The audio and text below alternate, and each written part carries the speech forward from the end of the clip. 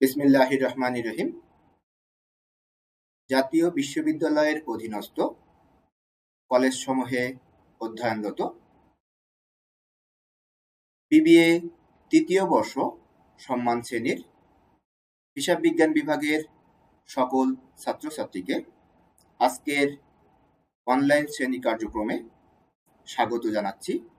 আমি গোলদার মোহাম্মদ মহিদুল ইসলাম, সহকারী অধ্যাপক, হিসাব বিজ্ঞান বিভাগ, সরকারি তোলারাম কলেজ, নারায়ণগঞ্জ। সুপ্রিয় শিক্ষার্থীবৃন্দ, আশা করছি তোমরা ভালো আছো, পরিবারের সাথে নিরাপদে অবস্থান করছো, স্বাস্থ্যবিধি মেনে জীবনযাপন করছো। আমরা সবাই জানি বৈশ্বিক মহামারী করোনা ভাইরাস সারা বিশ্বকে ঘরের মধ্যে বন্দী করে ফেলেছে। আমাদের প্রিয় মাতৃভূমি তার ব্যতিক্রম নয়। ফলে দীর্ঘদিন হলো তোমাদের নিয়মিত শ্রেণী কার্যক্রম বন্ধ আছে। তোমাদের এই দীর্ঘ ক্ষতি পুষিয়ে নেওয়ার জন্য সরকার অনলাইন শ্রেণী কার্যক্রমের উপর গুরুত্ব আরোপ করেছে। তারই ধারাবাহিকতায় আজকের এই অনলাইন শ্রেণী কার্যক্রমের আয়োজন। মহান আল্লাহ তাআলার কাছে লাখো কোটি শুকরিয়া, আমি সুস্থ অবস্থায় এই কার্যক্রমে অংশগ্রহণ করে তোমাদের সামনে উপস্থিত হতে পেরেছি। এরকম মহতী উদ্যোগে আমাকে সরাসরি অংশগ্রহণ করার সুযোগ করে দেওয়ার জন্য জাতীয় বিশ্ববিদ্যালয় কর্তৃপক্ষকে আমার আন্তরিক ধন্যবাদ ও কৃতজ্ঞতা জ্ঞাপন করছি। সুপ্রিয় শিক্ষার্থীবৃন্দ, আমরা এর আগে কস্ট অ্যাকাউন্টিং এর প্রথম অধ্যায়ের উপর একটি লেকচার পরিচালনা করেছি। আশা করছি সেই লেকচারটি তোমাদের কাজে লেগেছে। তোমরা সবাই সেই লেকচারটি দেখে প্রথম অধ্যায় সম্পর্কে একটি পূর্ণাঙ্গ ধারণা পেয়েছো। আমরা আজ আমাদের সেই ধারাবাহিকতায় দ্বিতীয় লেকচারটি পরিচালনা করব। আমরা আমাদের একটি চিত্রের মাধ্যমে ধারণা দিতে চাই আজকের আলোচনা সম্পর্কে। তোমরা একটি চার্ট দেখতে পাচ্ছ। আশা করি তোমরা বুঝতে পারছো যে আমরা কি বিষয় নিয়ে আজকে আলোচনা করব। এটি একটি কস্ট শিটের চিত্র, কস্ট স্টেটমেন্টও বলতে পারো। আমরা আজকে দ্বিতীয় অধ্যায় নিয়ে আলোচনা করব। দ্বিতীয় অধ্যায়, an introduction to cost terms and purposes. এটি আমরা শুরুতে দেখে নিব যে আমাদের এই অধ্যায়ের সিলেবাসে কি কি বিষয় অন্তর্ভুক্ত আছে। Cost and cost terminology, cost behaviour patterns, types of inventory in manufacturing, commonly used classifications of manufacturing costs, prime cost and conversion costs, a framework for cost accounting and cost management, calculating the cost of products, services and other cost objects। এই বিষয়গুলো আমাদের এই অধ্যায়ের অন্তর্ভুক্ত। আমরা এখন দেখে নিব এই অধ্যায়ে আলোচনা শেষে তোমরা কোন বিষয়গুলো সম্পর্কে একটি পরিষ্কার ধারণা লাভ করবে। ব্যয়ের উপাদানসমূহ, একক ব্যয় ও ব্যয় একক, পণ্য ব্যয় ও কালীন ব্যয়ের মধ্যে পার্থক্য, ব্যয় এবং খরচের মধ্যে পার্থক্য, পরিবর্তনশীল ব্যয় ও স্থির ব্যয়ের মধ্যে পার্থক্য, উৎপাদন ব্যয় বিবরণী তৈরি করার নিয়মাবলী এবং সেই সম্পর্কে গাণিতিক সমস্যা আমরা দেখব। আমরা প্রথমে যেটি দেখব সেটি হলো ব্যয়ের উপাদানসমূহ, এলিমেন্টস অফ কস্ট। ব্যয়কে আমরা প্রধানত দুভাগে ভাগ করছি। একটি হলো প্রত্যক্ষ ব্যয়, ডিরেক্ট কস্ট, আরেকটি হলো পরোক্ষ ব্যয়, ইনডিরেক্ট কস্ট। এই ডিরেক্ট কস্টকে আমরা তিনটি ভাগে ভাগ করছি। একটি হলো প্রত্যক্ষ কাঁচামাল, উৎপাদনের সাথে জড়িত যে কাঁচামাল ব্যবহৃত হয় সেটিকে আমরা বলছি প্রত্যক্ষ কাঁচামাল। প্রত্যক্ষ শ্রম, একটি পণ্য উৎপাদনের সাথে সরাসরি যে শ্রম জড়িত, যে শ্রমিক সরাসরি জড়িত থেকে এই পণ্যটি উৎপাদন করে তার যে মজুরি, সেটিকে আমরা বলছি প্রত্যক্ষ শ্রম। আরেকটি হলো প্রত্যক্ষ খরচ, এর বাইরে যদি কোনো প্রত্যক্ষ খরচ থাকে সেটিকে আমরা বলছি প্রত্যক্ষ খরচ। আমাদের ব্যয়ের আরেকটি উপাদান হলো পরোক্ষ ব্যয়, ইনডিরেক্ট কস্ট। এটিকেও আমরা একইভাবে তিনটি ভাগে বিভক্ত করছি। কারখানা উপরিব্যয়, ফ্যাক্টরি ওভারহেড, যেটি কারখানার সাথে সরাসরি জড়িত। অফিস ও প্রশাসনিক খরচ, একটি উৎপাদনকারী প্রতিষ্ঠান শুধুমাত্র কারখানার সাথেই জড়িত থাকে না, তার অফিস এবং প্রশাসনিক কিছু কার্যক্রম থাকে এবং তাদের যে অফিস এবং প্রশাসনিক যে বেতন মজুরি আছে, বেতন আছে, বিশেষ করে বেতন বা অফিসের যে অন্যান্য খরচ সমূহ আছে সেগুলোকে আমরা অফিস ও প্রশাসনিক খরচ বলছি। আরেকটি হলো বিক্রয় ও বন্টন খরচ, সেলিং অ্যান্ড ডিস্ট্রিবিউশন এক্সপেন্স। পণ্যটি শুধু উৎপাদন করলেই হয় না, সেটি আমাদের বিক্রয়ের ব্যবস্থা করতে হয়, তার জন্য যে খরচ হয় সেটিকে আমরা বলছি বিক্রয় ও বন্টন খরচ। তাহলে আমরা দেখে নিলাম ব্যয়ের উপাদান সমূহ কি। এখন আমরা দেখব ব্যয় একক ও একক ব্যয়, cost unit and unit cost. এই টার্ম দুটি শুনতে একই রকম মনে হলেও এটি আসলে দুটি আলাদা টার্ম। ব্যয় একক বলতে আমরা কি বুঝি সেটি আমরা দেখে নেই। ব্যয় একক হচ্ছে ব্যয় নির্ণয়ের জন্য পণ্য, সেবা বা সময়ের পরিমাণ পরিমাপের সুবিধাজনক একক। পণ্য বা সেবার ধরন অনুসারে ব্যয় একক স্থির করা হয়। যেমন কিলোগ্রাম আমরা ওজন নির্ণয়ের ক্ষেত্রে ব্যবহার করি, কিলোমিটার দূরত্ব, ঘন্টা সময় নির্ণয়ের জন্য, এবং লিটার তরল পদার্থ পরিমাপের জন্য আমরা ব্যবহার করি। একক ব্যয় বা ইউনিট কস্ট হলো একক প্রতি ব্যয়, মানে হলো এক এককের মূল্য কত। মোট ব্যয়কে উৎপাদিত পণ্যের সংখ্যা দ্বারা ভাগ করলে একক প্রতি ব্যয় পাওয়া যায়। এখানে আমরা একটি উদাহরণ দিচ্ছি। 100টি পণ্য উৎপাদন করতে মোট ব্যয় যদি 2 লক্ষ টাকা হয়, তাহলে একক প্রতি ব্যয় 2 লক্ষ ভাগ 100 সমান 2000 টাকা। তাহলে এভাবে আমরা একক ব্যয় নির্ণয় করছি। তাহলে আশা করছি একক ব্যয় এবং ব্যয় একক দুটি টার্ম তোমাদের পরিষ্কার হয়েছে। এখন আমরা চলে যাব আমাদের কিছু গুরুত্বপূর্ণ পার্থক্য, যেটি এই অধ্যায়ের সাথে সম্পর্কিত, সেগুলো দেখব। প্রথমটি হলো পণ্য ব্যয় ও কালীন ব্যয়ের মধ্যে পার্থক্য। তারপরে আছে ব্যয় এবং খরচের মধ্যে পার্থক্য, এবং পরিবর্তনশীল ব্যয় ও স্থির ব্যয়ের মধ্যে পার্থক্য। আমরা এই তিনটি পার্থক্য একে একে এখন দেখে নিব। প্রথমে আসি পণ্য ব্যয় ও কালীন ব্যয়ের মধ্যে পার্থক্য, differences between product cost and period cost. আমরা এভাবে পার্থক্যের বিষয় উল্লেখ করে পার্থক্যগুলো পরীক্ষার খাতায় উপস্থাপন করব। পণ্য ব্যয় বলতে পণ্য ব্যয় সংশ্লিষ্ট একটি পণ্য উৎপাদনের সাথে পণ্য ব্যয় সরাসরি জড়িত। আর কালীন ব্যয় বা পিরিয়ড কস্ট বলতে এটি সময়ের সাথে জড়িত, একটি সময়কালের সাথে জড়িত।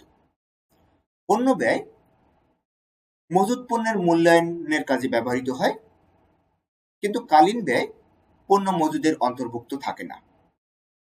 পণ্য ব্যয়ের ক্ষেত্রে আমরা বলছি সমাপনী মজুদের অন্তর্ভুক্ত থেকে পরবর্তী বছরে এই ব্যয়টি স্থানান্তরিত হয়, কিন্তু কালীন ব্যয় একটি নির্দিষ্ট বছরে শেষ হয়ে যায়, এটি পরবর্তী বছরে স্থানান্তরিত হয় না।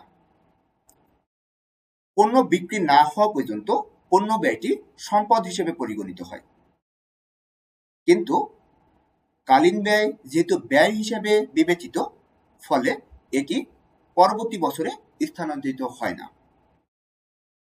তাহলে আমরা প্রোডাক্ট কস্ট বা পণ্য ব্যয় এবং পিরিয়ড কস্ট বা কালীন ব্যয় এই দুটির মধ্যে পার্থক্য দেখে নিলাম। এখন আমরা দেখব ব্যয় এবং খরচের মধ্যে পার্থক্য, differences between cost and expense. ব্যয় এবং খরচ দুইটি টার্ম একই রকম মনে হলেও দুটি আসলে ভিন্ন। বিশেষ করে হিসাব বিজ্ঞানে এটি আমরা ভিন্ন অর্থে ব্যবহার করি। ব্যয় বলতে আমরা বুঝি দ্রব্য বা সেবা সংগ্রহ করার সময় যে মূল্য প্রদান করা হয় তাই ব্যয়। খরচ বলতে আমরা বুঝি ব্যয়ের যে অংশ থেকে প্রাপ্ত সুবিধা একটি হিসাবকালেই নিঃশেষ হয়ে যায় তাই খরচ। ফলে ব্যয়ের একটি অংশকে আমরা খরচ বলছি। এজন্যে ব্যয়ের ধারণা ব্যাপক। এটি অতিবাহিত এবং অনতিবাহিত উভয় মূল্যেই অন্তর্ভুক্ত থাকে। আর খরচের বেলায় এটি তুলনামূলক এর আওতা ছোট। এটিতে শুধুমাত্র অতিবাহিত অংশই, ব্যয়ের যে অতিবাহিত অংশ সেটি উল্লেখ থাকে। সময়কালের ক্ষেত্রে বলছি, ব্যয়ের ক্ষেত্রে এক বা একাধিক সময়কাল জড়িত থাকে, কিন্তু খরচের ক্ষেত্রে একটি নির্দিষ্ট সময়কালের সাথে এটি জড়িত। উদ্বৃত্ত পথে ব্যয়কে সম্পদ হিসেবে দেখানো হয়, আর খরচ আয় বিবরণীতে আয়ের বিপরীতে সমন্বয় করা হয়। আমরা একটি উদাহরণ দেখতে পারি, অগ্রিম বীমা ব্যয়। এটি একাধিক বছরে আমাদেরকে সুবিধা দেয়, এজন্য এটিকে আমরা বলছি ব্যয়।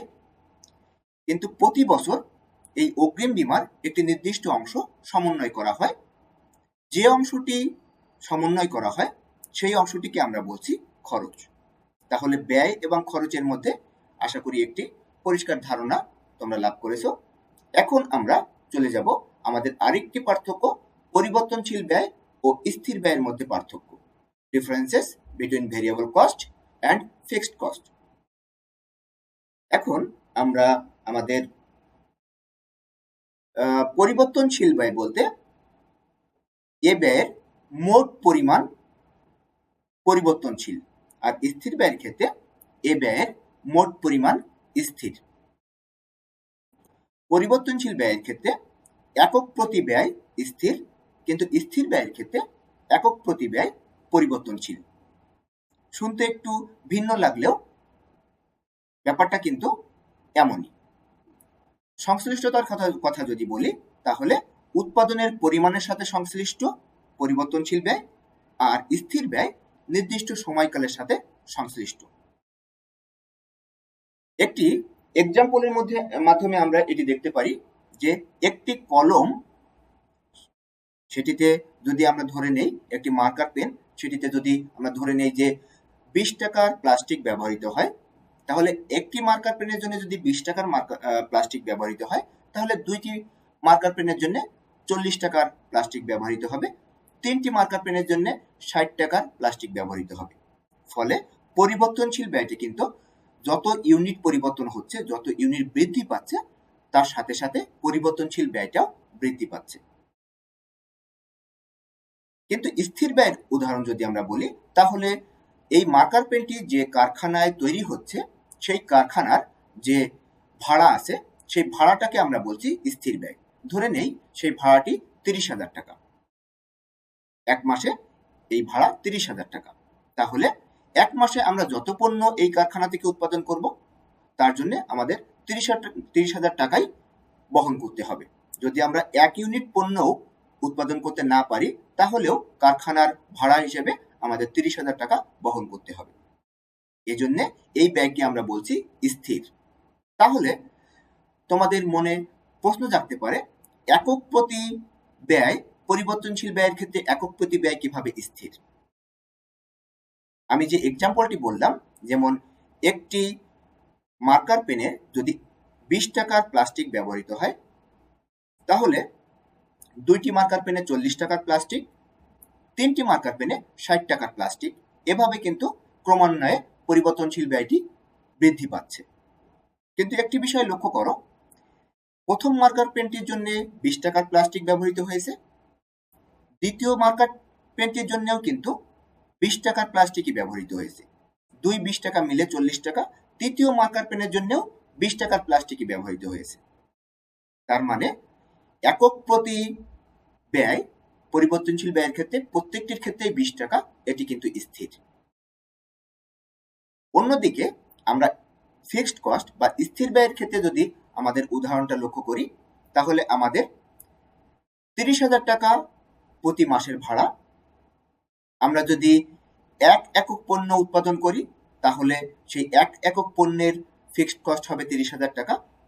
আমরা যদি 1000 একক পণ্য উৎপাদন করি, তাহলে 1000 এককের জন্য আমাদের ফিক্সড কস্ট হবে 30,000 টাকা, অর্থাৎ 1 এককের জন্য হবে 30,000 ভাগ 1000 মানে 30 টাকা। আমরা যদি 30,000 পণ্য উৎপাদন করি, তাহলে কিন্তু আমাদের 1 এককের স্থির ব্যয় হবে 1 টাকা। তাহলে স্থির ব্যয় কিন্তু উৎপাদনের সাথে সাথে পরিবর্তনশীল, তার মানে এটি একক প্রতি পরিবর্তনশীল। তাহলে আশা করি এই ব্যাপারটা তোমরা বুঝতে পেরেছো। এখন আমরা একটি চিত্র দেখব। আমাদের পরিবর্তনশীল ব্যয় একটি চিত্র আমরা এখানে প্রকাশ করেছি। আমি কার্সরের মাধ্যমে দেখানোর চেষ্টা করছি, তোমরা দেখতে পাচ্ছ নিশ্চয়ই যে একটি তীর কোনাকুনি উঠে গেছে, একটি কোণ তৈরি করছে। এখানে এই কোণটি আমাদের পরিবর্তনশীল ব্যয়। এটি যত উপরের দিকে উঠছে তত কিন্তু প্রসারিত হচ্ছে। তার মানে আমাদের যত ইউনিট উৎপাদন বৃদ্ধি পাবে, পরিবর্তনশীল ব্যয় সমান হারে বৃদ্ধি পাবে। একইভাবে আমরা যদি আরেকটা চিত্র দেখি, তাহলে স্থির ব্যয়ের ক্ষেত্রে আমরা চিত্রটি দেখছি। দেখো, এক্স অক্ষের ক্ষেত্রে আমরা যদি কার্সর দিয়ে দেখানোর চেষ্টা করি যে এক্স অক্ষ হলো এটি। এই এক্স অক্ষের সাথে সমান্তরালভাবে ফিক্সড কস্টটা কিন্তু সামনের দিকে এগিয়ে গেছে। এটি সর্বক্ষেত্রেই সমান। আমাদের 0 ইউনিটের ক্ষেত্রে সমান। আমাদের যদি 5000 ইউনিট হয় এখানে, তাহলে 5000 ইউনিটের ক্ষেত্রেও কিন্তু একই রকম। তার মানে হলো যে আমাদের স্থির ব্যয়টি সবসময় স্থির, এটি একটি নির্দিষ্ট সময় পর্যন্ত কিন্তু স্থির থাকে। তাহলে আশা করি পরিবর্তনশীল ব্যয় এবং স্থির ব্যয় সম্পর্কে তোমরা একটি পরিষ্কার ধারণা পেয়েছো। এখন আমরা চলে যাব আমাদের উৎপাদন ব্যয় বিবরণী তৈরি করার নিয়মাবলী, rules of preparing cost sheet or cost statement. এখানে বলে রাখি যে আমরা যে কস্ট শিটটি এখন দেখছি সেটি আধুনিক পদ্ধতি বা আমেরিকান পদ্ধতিতে তৈরিকৃত। এছাড়াও আরেকটি পদ্ধতি আছে যেটিকে আমরা বলি ব্রিটিশ পদ্ধতি, কিন্তু আমরা এখন আধুনিক পদ্ধতিটাই অনুসরণ করা হয়। ফলে আজকে আমরা আধুনিক পদ্ধতিতে কস্ট শিট তৈরি করা শিখব। এখানে দেখো, আমরা কস্ট শিটে প্রথমে ডিরেক্ট ম্যাটেরিয়াল থেকে শুরু করে আমরা প্রাইম কস্ট পর্যন্ত ক্যালকুলেট করেছি। আমরা একে একে দেখে নিব যে এখানে কি কি উপাদান আছে এবং এটি আমরা কিভাবে ক্যালকুলেট করব। আমরা প্রথমে ডিরেক্ট ম্যাটেরিয়ালের হিসাবটা করব। এখানে ডিরেক্ট ম্যাটেরিয়ালের মধ্যে আমাদের বছরের শুরুতে আমাদের হাতে যে পরিমাণ ডিরেক্ট ম্যাটেরিয়াল আছে সেটিকে আমরা বলি ওপেনিং স্টক অফ র ম্যাটেরিয়ালস। সেটির সাথে এই বছর আমরা যে পরিমাণ র ম্যাটেরিয়াল ক্রয় করব সেটিকে আমরা যোগ করব। কিন্তু ক্রয়ের সাথে আরও কিছু উপাদান থাকে, যেমন র ম্যাটেরিয়াল ক্রয়ের সাথে তার পরিবহন খরচ। অনেক সময় র ম্যাটেরিয়াল ক্রয়ের সাথে সেটি ডিসকাউন্ট পাওয়া যায় কিছু, কখনো কখনো কিছু অংশ রিটার্ন দেওয়া হয়। তো এইগুলো সমন্বয় করার পর আমরা net purchase of raw material সেটি ক্যালকুলেট করব। সেটি ক্যালকুলেট করার পর আমাদের net purchase of raw material মানে এই বছর আমাদের নেট কত টাকা র ম্যাটেরিয়াল পারচেজ করা হয়েছে সেটি আমরা যোগ করব আমাদের ওপেনিং স্টক অফ র ম্যাটেরিয়ালসের সাথে। ফলে আমরা যেটি পাবো সেটি হলো কস্ট অফ র ম্যাটেরিয়ালস অ্যাভেলেবল ফর ইউজ, যে কত টাকার র ম্যাটেরিয়াল আমাদের হাতে এখন ব্যবহার উপযোগী আছে। সেখান থেকে আমরা এই বছর যত টাকা র ম্যাটেরিয়াল ব্যবহার হয়নি সেটিকে বাদ দিয়ে দিব। এখানে নিশ্চয়ই তোমরা লক্ষ্য করছো যে আমরা যে আইটেমগুলো বাদ দিচ্ছি সেগুলোকে আমরা ব্র্যাকেট দিয়ে দেখাচ্ছি। ব্র্যাকেট মানে হলো এটি বাদ দিয়ে দেওয়া, লেস করে দেওয়া। তাহলে আমরা cost of raw material available for use এই যোগফলটি থেকে আমরা বাদ দিয়ে দিব closing stock of raw materials. বাদ দেওয়ার পরে আমরা যেটি পাবো সেটিকে আমরা বলছি cost of raw material used or consumed. তাহলে আমরা পেয়ে গেলাম এই বছর আমাদের উৎপাদন কাজে কত টাকার র মেটেরিয়াল ব্যবহৃত হয়েছে।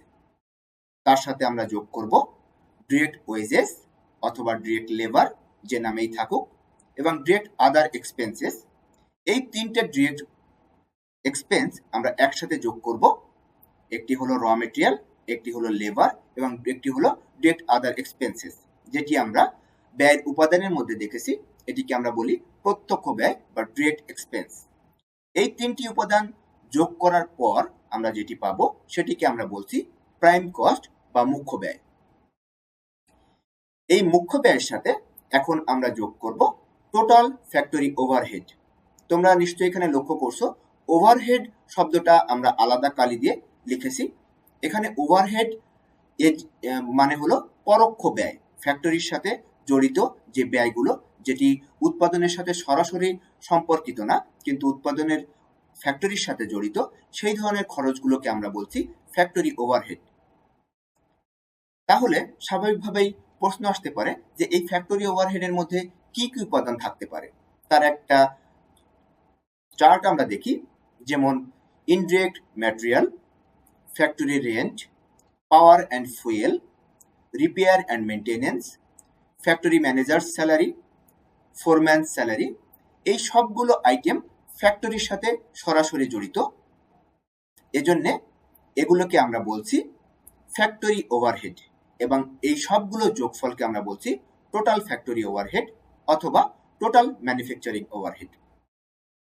আমরা প্রাইম কস্টের সাথে এই টোটাল ফ্যাক্টরি ওভারহেড যোগ করব, তাহলে আমরা যেটি পাবো সেটি হলো টোটাল ফ্যাক্টরি কস্ট।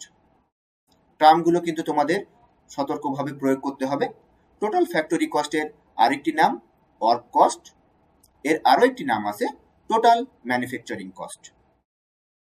এই টোটাল ম্যানুফ্যাকচারিং কস্টের সাথে এখন আমরা যোগ করব beginning work in progress, WIP।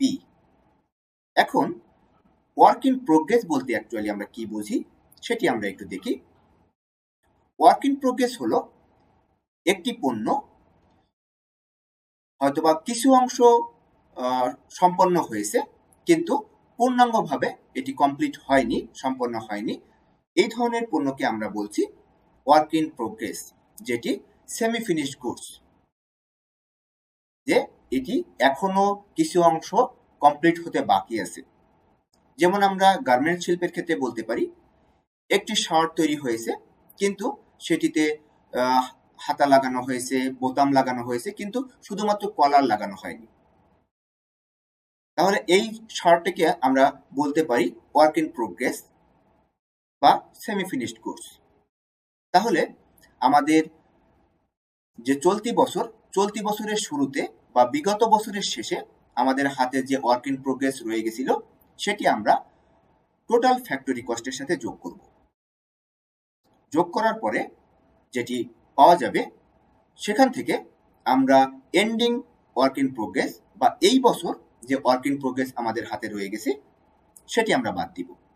সাথে সাথে আমরা আরেকটি টার্ম বাদ দিব, সেল অফ স্ক্র্যাপ, ফিনিশড গুডসের স্ক্র্যাপ। যেটি স্ক্র্যাপ বলতে আমরা বুঝি যে সেটি ফিনিশড গুডস হয়েছে ঠিকই কিন্তু সেটি হয়তো নষ্ট হয়ে গিয়েছে। যেমন আমরা উদাহরণস্বরূপ বলতে পারি বিস্কিট ফ্যাক্টরির ক্ষেত্রে অনেক ক্ষেত্রে বিস্কিট ভেঙে যায়। এই ভাঙা বিস্কিটটা কিন্তু আমরা সরাসরি ফিনিশ গুডস হিসেবে প্যাকেটজাত করে বাজারে বিক্রি করি না, তাহলে প্রতিষ্ঠানের সুনাম নষ্ট হয়। সেক্ষেত্রে এই বিস্কিটটা আলাদা করে ফেলে স্ক্র্যাপ হিসেবে কেজি দরে সেটি বিক্রি করে দেওয়া হয়। ফলে এটি কিন্তু বিস্কিটের পূর্ণ যে মূল্য সেটি পাচ্ছে না। তাহলে এই যে বিস্কিটটা আমরা ভাঙা বিস্কিটটা বিক্রি করে দিলাম, এটাকে আমরা বলছি সেল অফ স্ক্র্যাপ। তাহলে সেল অফ স্ক্র্যাপ থেকে যদি আমাদের কোনো টাকা আসে সেটি কিন্তু আমরা এই স্টেজে বাদ দিয়ে দিব। বাদ দেওয়ার পর আমরা পাবো cost of goods manufactured. Cost of goods manufactured বলতে আমরা বুঝি আমাদের চলতি বছরে টোটাল যত টাকার পণ্য উৎপাদিত হয়েছে তার খরচ কত। সেই কস্ট অফ গুডস ম্যানুফ্যাকচার্ডের সাথে আমরা আমাদের গুদামে বিগত বছরের শেষে বা এই বছরের শুরুতে যে ফিনিশ গুডস হাতে ছিল সেটিকে আমরা বলছি beginning inventory of finish goods, সেটি আমরা যোগ করব। যোগ করার পর আমরা যেটি পাবো সেটিকে আমরা বলছি cost of goods available for sale. সেখান থেকে আমরা ending inventory of finish goods সেটি বাদ দিয়ে দিব। বাদ দেওয়ার পর আমাদের হাতে যেটি থাকবে সেটিকে আমরা বলছি কস্ট অফ গুডস সোল্ড বা বিক্রিত পণ্যের ব্যয়। এই বিক্রিত পণ্যের ব্যয় হলো আমাদের এই বছর যত টাকার পণ্য বিক্রি হয়েছে তার জন্য আমাদের কত টাকা ব্যয় হয়েছে সেটিকে আমরা বলি বিক্রিত পণ্যের ব্যয়। তাহলে ডিরেক্ট ম্যাটেরিয়াল থেকে শুরু করে কস্ট অফ গুডস সোল্ড পর্যন্ত এই পুরা যে বিবরণীটা এটিকে আমরা বলছি উৎপাদন ব্যয় বিবরণী বা কস্ট শিট। তাহলে এক নজরে আমরা একবারে পুরা কস্ট শিটটা দেখে নেই যে আমরা আমাদের প্রথমে যেটি করব সেটি হলো cost of raw material consumed, সেটি আমরা ক্যালকুলেট করব। তার সাথে direct wages, direct other expenses যোগ করব। করলে আমরা যেটি পাবো সেটি হলো প্রাইম কস্ট। প্রাইম কস্টের সাথে টোটাল ফ্যাক্টরি ওভারহেড যোগ করে আমরা পাবো total factory cost. Total factory কস্টের সাথে আমরা যোগ করব বিগিনিং ওয়ার্ক ইন প্রোগ্রেস এবং বাদ দিব এন্ডিং ওয়ার্ক ইন প্রোগ্রেস। আরেকটি টার্ম আমরা বাদ দিব সেল অফ স্ক্র্যাপ। এই দুটি টার্ম বাদ দেওয়ার পর আমরা যেটি পাবো সেটিকে আমরা বলছি কস্ট অফ গুডস ম্যানুফ্যাকচার্ড। সেই কস্ট অফ গুডস ম্যানুফ্যাকচার্ড এর সাথে আমরা beginning inventory of finish goods সেটি যোগ করব। তাহলে আমরা পাবো cost of goods available for sale. সেখান থেকে আমরা বাদ দিব ending inventory of finish goods. তাহলে আমরা পাবো কস্ট অফ গুডস সোল্ড। এই পুরো স্টেটমেন্টটাকে আমরা বলছি উৎপাদন ব্যয় বিবরণী বা কস্ট শিট। এখন আমরা একটি উদাহরণ দেখব যেখানে আমরা প্রথম এই অংশে দেখছি যে আমাদের কিছু আইটেম দেওয়া আছে এবং তার টাকার পরিমাণটা পাশাপাশি দেওয়া আছে। এখানে opening stock of raw material দেওয়া আছে, closing stock of raw material purchased, carriage inwards, purchase return and allowance, purchase discount, direct wages, other direct expenses. এই আইটেমগুলো আমাদের দেওয়া আছে। এটি মূলত প্রাইম কস্টের সাথে সরাসরি জড়িত। আমরা আরও কিছু আইটেম দেখব, indirect material, factory rent, power and fuel, repair and maintenance, factory manager salary, foreman salary, beginning work in progress, ending work in progress, sale of scrap, beginning inventory of finish goods, ending inventory of finish goods. এই আইটেমগুলো আমাদের দেওয়া আছে। আমাদের এইখান থেকে রিকোয়ারমেন্টে বলা হয়েছে প্রিপেয়ার এ কস্ট শিট। আমাদের একটি কস্ট শিট, পূর্ণাঙ্গ কস্ট শিট তৈরি করে দেখতে হবে যে আমাদের কস্ট অফ গুডস সোল্ড কত দাঁড়ায়। তাহলে আমরা এখন দেখি যে আমাদের কস্ট শিটটা কেমন হবে। দেখো, প্রথমে আমরা ক্যালকুলেট করব আমাদের র মেটেরিয়াল কনজিউমড। সেক্ষেত্রে আমাদের সূত্র অনুসারে প্রথমে আমাদের opening stock of raw materials 2000 টাকা, তার সাথে আমরা যোগ করব purchase of raw material 12,000, carriage inward আছে 1000, মিলে হলো 13,000। সেখান থেকে আমরা বাদ দিয়ে দিব purchase return and allowance 500, purchase discount 300 টাকা, মোট 800 টাকা বাদ দিয়ে দিলে আমাদের হাতে থাকে নেট পারচেজ 12,200 টাকা। আমরা এই নেট পারচেজ যোগ করব opening stock of raw material 2000 টাকার সাথে। তাহলে আমাদের cost of raw material available for use 14,200 টাকা দাঁড়াবে। এই 14,200 টাকা থেকে আমরা closing stock of raw material 1,500 টাকা সেটি বাদ দিয়ে দিব। তাহলে আমাদের হাতে থাকবে 12,700 টাকা। এই 12,700 টাকাকে আমরা বলছি cost of raw material consumed. তার সাথে আমরা যোগ করব ডিরেক্ট ওয়েজেস, 32,000 টাকা, ডিরেক্ট আদার এক্সপেন্সেস 15,500 টাকা।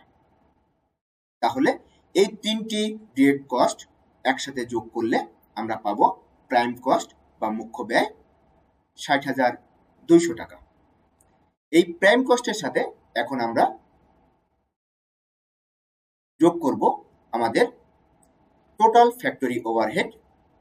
সেই টোটাল ফ্যাক্টরি ওভারহেডের উপাদানগুলো আমরা দেখেছিলাম: indirect material, factory rent, power and fuel, repair and maintenance, factory manager salary, foreman salary.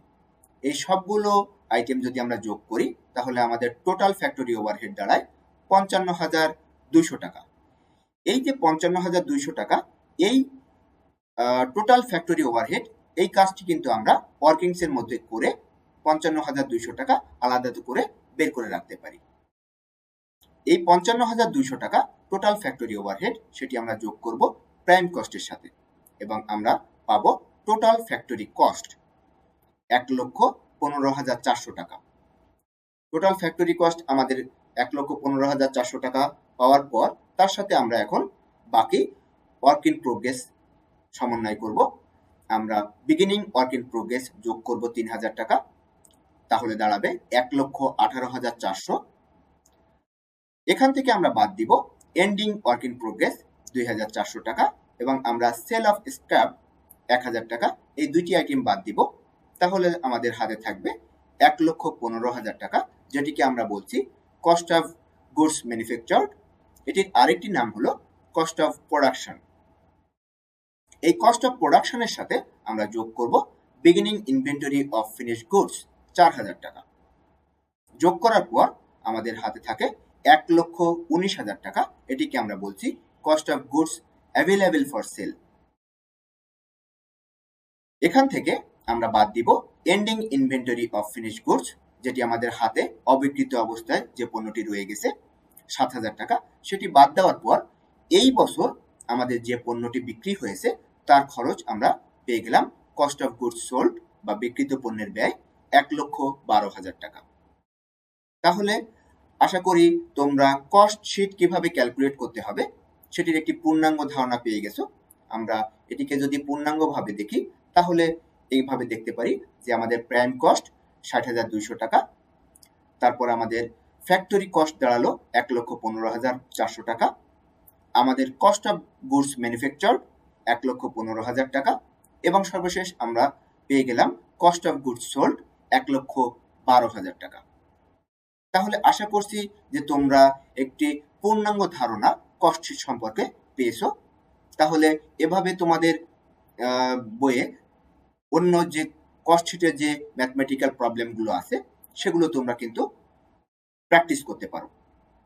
এটি আমরা বলছি আধুনিক পদ্ধতি, আমরা আধুনিক পদ্ধতিটাই এখন অনুসরণ করে থাকি, এজন্য আমরা আধুনিক পদ্ধতিটা তোমাদেরকে দেখালাম। এখন আমরা দেখব আমাদের বহুধাপ বিশিষ্ট আয় বিবরণী তৈরির নিয়মাবলী। আমরা তো এতক্ষণ কস্ট শিট দেখলাম, এখন আমরা দেখব যে আমাদের নেট ইনকাম আমরা কিভাবে বের করি। আমাদের কস্ট শিট থেকে আমরা পেলাম কস্ট অফ গুডস সোল্ড, তার মানে এই বছরে যত টাকার পণ্য বিক্রি হয়েছে তার পিছনে আমাদের কত টাকা ব্যয় হয়েছে। কিন্তু আমরা যতক্ষণ পর্যন্ত ইনকাম স্টেটমেন্ট তৈরি না করব ততক্ষণ পর্যন্ত কিন্তু আমরা জানতে পারবো না যে আমাদের কত টাকা আয় হয়েছে। এবং আয়ের ক্ষেত্রে তোমরা জানো গ্রস প্রফিট, নেট প্রফিট এবং নেট প্রফিট আফটার ট্যাক্স, এরকম বিভিন্ন টার্ম আছে। আমরা নেট প্রফিট আফটার ট্যাক্স যখন পাবো তখন আমরা বুঝতে পারবো নেট আমাদের কত টাকা আয় হয়েছে। তাহলে আমরা দেখে নেই একটি মাল্টিপল স্টেপ ইনকাম স্টেটমেন্ট কিভাবে তৈরি করতে হয়, তার নিয়মাবলী কি। এখানে দেখে নাও, আমরা একইভাবে সলভ করে দেখাচ্ছি। সেলস রেভিনিউ, সেলস রেভিনিউ এর মধ্যে প্রথমেই যে টার্মটি আসে সেটি হলো গ্রোস সেলস। গ্রোস সেলস মানে আমাদের টোটাল কত টাকার সেল হয়েছে সেটিকে আমরা বলছি গ্রোস সেল। এই গ্রোস সেলস থেকে আমরা দুটি টার্ম বাদ দিব, একটি হলো সেলস রিটার্ন, যদি থাকে তাহলে সেলস রিটার্ন বাদ দিব, আর একটি হলো সেলস ডিসকাউন্ট, আমরা যদি সেলের উপর ডিসকাউন্ট দিয়ে থাকি তাহলে সেটি বাদ দিব। এই দুটি আইটেম বাদ দেওয়ার পর আমাদের হাতে থাকে নেট সেলস। এই বছর আমাদের নেট কত টাকার পণ্য সেল হয়েছে। এখন সেখান থেকে আমরা আমাদের যে কস্ট অফ গুডস সোল্ড, যেটি আমরা কস্ট স্টেটমেন্ট থেকে পেয়েছি, সেটি বাদ দিব। তাহলে আমাদের সেলের মধ্যে মূলত দুটি উপাদান থাকে, একটি হলো আমাদের কস্ট আর একটি হলো প্রফিট। তাহলে সেল থেকে যদি আমরা কস্ট বাদ দিয়ে দেই তাহলে আমাদের হাতে যেটি থাকবে সেটি হলো প্রফিট। সেটিকে আমরা বলছি গ্রোস প্রফিট। এটির আরেকটি নাম হলো গ্রোস মার্জিন। তাহলে গ্রোস মার্জিন আমরা পেয়ে গেলাম। এই গ্রোস মার্জিন থেকে আমরা এখন বাদ দিব অপারেটিং এক্সপেন্সেস। এটির আরেকটি নাম হলো কমার্শিয়াল এক্সপেন্স। অপারেটিং এক্সপেন্স বা কমার্শিয়াল এক্সপেন্সের মধ্যে দুটি উপাদান থাকে, একটি হলো অফিস অ্যান্ড অ্যাডমিনিস্ট্রেটিভ এক্সপেন্স, আরেকটি হলো সেলিং অ্যান্ড ডিস্ট্রিবিউশন এক্সপেন্স। এই দুটি উপাদানকে আমরা যোগ করে টোটাল অপারেটিং এক্সপেন্স, এই টোটাল অপারেটিং এক্সপেন্সকে আমরা বাদ দিব আমাদের গ্রোস প্রফিট থেকে। তাহলে গ্রোস প্রফিট থেকে টোটাল অপারেটিং এক্সপেন্স বাদ দেওয়ার পর আমাদের হাতে যেটি আসবে সেটি হলো ইনকাম ফ্রম অপারেশন বা নেট প্রফিট ফ্রম অপারেশন। মানে আমাদের বিজনেস থেকে আমরা যে প্রোডাক্টটা নিয়ে ব্যবসা করি সেই প্রোডাক্টের বিজনেস থেকে আমাদের কত টাকা আয় হয়েছে সেটিকে আমরা বলছি ইনকাম ফ্রম অপারেশন। এছাড়াও আমাদের অন্য আরো ইনভেস্টমেন্ট থাকতে পারে, সেখান থেকেও আমাদের আয় হতে পারে, সেটিকে আমরা নন অপারেটিং ইনকাম বলছি। যেমন ডিভিডেন্ড ইনকাম, ইন্টারেস্ট ইনকাম, এগুলোকে আমরা নন অপারেটিং ইনকাম বলছি। আমাদের অপারেটিং ইনকাম পাওয়ার পর ইনকাম ফ্রম অপারেশনের সাথে আমরা নন অপারেটিং ইনকামগুলো এই ধাপে যোগ করব। এবং আমাদের যদি নন অপারেটিং এক্সপেন্স থাকে, যেটি আমাদের বিজনেসের সাথে সরাসরি জড়িত না হয়ে পাশাপাশি আমাদের অন্য জায়গায় যদি কোনো খরচ থাকে, যেমন আমার যদি ব্যাংক লোন থাকে সেখানে ইন্টারেস্ট এক্সপেন্স হতে পারে, loss on sale of asset, কোনো অ্যাসেট সেল করে দেওয়ার ফলে যদি কোনো লস হয়ে থাকে, এই ধরনের খরচগুলোকে আমরা বলছি নন অপারেটিং এক্সপেন্স। তাহলে নন অপারেটিং ইনকামগুলোকে আমরা যোগ করব এবং নন অপারেটিং এক্সপেন্সগুলোকে আমরা যথারীতি বাদ দিব। বাদ দেওয়ার পর আমরা যেটি পাবো সেটিকে আমরা বলছি নেট প্রফিট বিফোর ট্যাক্স। তার মানে আমরা প্রফিট ঠিকই পেয়েছি, কিন্তু এর মধ্যে এখনো ট্যাক্স রয়ে গেছে। এখান থেকে আমরা ইনকাম ট্যাক্সটা বাদ দিয়ে দিব। ইনকাম ট্যাক্সটা বাদ দেওয়ার পর আমরা পাবো নেট ইনকাম আফটার ট্যাক্স। এই নেট ইনকাম আফটার ট্যাক্সই হলো মূলত আমাদের নেট ইনকাম। আমাদের সব পক্ষের খরচগুলো বাদ দেওয়ার পর মালিকের জন্য যে অংশটি রয়ে যায় সেটিকে আমরা বলছি নেট ইনকাম আফটার ট্যাক্স। তাহলে আমরা একটি উদাহরণের মাধ্যমে এটি দেখতে পারি। এখানে দেখো, গ্রোস সেল দেওয়া আছে 3,22,000 টাকা, সেলস রিটার্ন দেওয়া আছে 8,000 টাকা, sales discount 2,000, office and administrative expense 50,000, selling and distribution expense 33,000। আমাদের কস্ট অফ গুডস সোল্ড আমরা ভিন্ন কালি দিয়ে দেখিয়েছি, কারণ এটি আমরা কস্ট শিট থেকে পেয়েছি 1,12,000 টাকা। Interest income 5,000, loss on sale of asset 2,000 এবং ইনকাম ট্যাক্স 12,000। আমাদের এখান থেকে যেটি রিকোয়ারমেন্টে বলা হয়েছে prepare a multiple step income statement. তাহলে আমরা একটি ইনকাম স্টেটমেন্ট করে এখন দেখব যে আমাদের এটি কেমন দাঁড়ায়। আমরা যদি এটিকে আমাদের ফ্রেমওয়ার্কের মধ্যে, আমাদের ফরম্যাটের মধ্যে ফেলে দেই তাহলে দাঁড়ায় এমন: গ্রোস সেলস 3,22,000, সেখান থেকে আমরা বাদ দিব সেলস রিটার্ন এবং সেলস ডিসকাউন্ট মিলে 10,000 টাকা। তাহলে 3,22,000 থেকে আমরা 10,000 টাকা বাদ দেওয়ার পর আমাদের হাতে 3,12,000 টাকা, যেটিকে আমরা বলছি নেট সেলস। এই 3,12,000 টাকা থেকে এখন আমাদের কস্ট অফ গুডস সোল্ড 1,12,000 টাকা বাদ দিব। তাহলে আমাদের 2 লক্ষ টাকা হাতে থাকবে, যেটিকে আমরা বলছি গ্রোস প্রফিট বা গ্রোস মার্জিন, 2 লক্ষ টাকা। সেই গ্রোস মার্জিন থেকে আমাদের অপারেটিং এক্সপেন্স দুটি, একটি হলো অফিস অ্যান্ড অ্যাডমিনিস্ট্রেটিভ এক্সপেন্স 50,000 টাকা, সেলিং অ্যান্ড ডিস্ট্রিবিউশন এক্সপেন্স 33,000 টাকা। এই 50,000 এবং 33,000 যোগ করলে 83,000 টাকা আমরা এখন 2 লক্ষ টাকা থেকে বাদ দিব। তাহলে 2 লক্ষ টাকা থেকে 83,000 টাকা বাদ দেওয়ার পর আমাদের হাতে থাকে 1,17,000 টাকা, যেটিকে আমরা বলছি ইনকাম ফ্রম অপারেশন অথবা নেট প্রফিট ফ্রম অপারেশন। এখান থেকে এখন আমরা নন অপারেটিং ইনকাম এবং এক্সপেন্সগুলো সমন্বয় করব। প্রথমেই নন অপারেটিং ইনকাম, সেটি আমরা যোগ করব। ইন্টারেস্ট ইনকামকে আমরা বলছি নন অপারেটিং ইনকাম, সেটি 5,000 টাকা, সেটি আমরা যোগ করব। এবং loss on sale of asset 2,000 টাকা, এটিকে আমরা বলছি নন অপারেটিং এক্সপেন্স। তাহলে এই দুইটি আইটেম সমন্বয় করার পর আমাদের নেট ইনকাম বিফোর ট্যাক্স 1,20,000 টাকা আমাদের হাতে থাকলো। যেহেতু এটি বিফোর ট্যাক্স, তার মানে এখান থেকে আমাদের সরকারের যে অংশ, রেভিনিউ ডিপার্টমেন্টের অংশ ট্যাক্স, সেটি কিন্তু রয়ে গেছে। 12,000 টাকা ইনকাম ট্যাক্স বলা ছিল, সেটি আমরা এখন বাদ দিয়ে দিব 1,20,000 টাকা থেকে। তাহলে আমাদের হাতে থাকবে নেট ইনকাম আফটার ট্যাক্স 1,08,000 টাকা। এই 1,08,000 টাকা সম্পূর্ণটাই কিন্তু মালিক পক্ষের জন্য এটি ইনকাম, নেট ইনকাম আমরা বলছি। তাহলে আমরা একটি মাল্টিপল স্টেপ ইনকাম স্টেটমেন্ট থেকে কিভাবে net income after tax calculate করতে হয় সেটি কিন্তু এখান থেকে একটি পরিষ্কার ধারণা পেয়ে গেলাম। তাহলে আমরা কস্ট শিটের মাধ্যমে কস্ট অফ গুডস সোল্ড সেটি কিভাবে ক্যালকুলেট করতে হয় সেটি জানলাম। আর নেট ইনকাম আফটার ট্যাক্স এটি ক্যালকুলেট করতে হয় ইনকাম স্টেটমেন্ট বা মাল্টিপল স্টেপ ইনকাম স্টেটমেন্টের মাধ্যমে, সেটি আমরা জানলাম। এবং কিভাবে করতে হয় সেই ধাপগুলো কিন্তু আমরা শিখে ফেললাম। এখন তোমাদের বইয়ে এই ধরনের যে অঙ্কগুলো আছে সেগুলো তোমরা প্র্যাকটিস করলে আশা করি তোমাদের ধারণাগুলো আরো পরিষ্কার হবে। এর বাইরে তোমাদের যদি কোনো কোশ্চেন থাকে, তোমরা আমার ইমেল অ্যাড্রেস প্রথম স্লাইডে দেওয়া আছে, তোমরা কিন্তু ইমেইল করে আমাকে কোশ্চেন করতে পারো। আমরা আজকের এই লেকচারটি সাজিয়েছি যে বইটি থেকে, সেটি লিখেছেন 3 জন রাইটার, চার্লস টি হর্নগ্রিন, শ্রীকান্ত এম টাটার, জর্জ ফস্টার।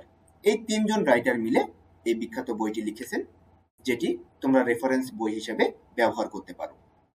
এছাড়াও তোমরা বাংলাদেশি রাইটার, আমি বলতে পারি তোমাদেরকে 3টি রাইটারের বই আমি এই লেকচারটি তৈরি করতে সহায়তা নিয়েছি।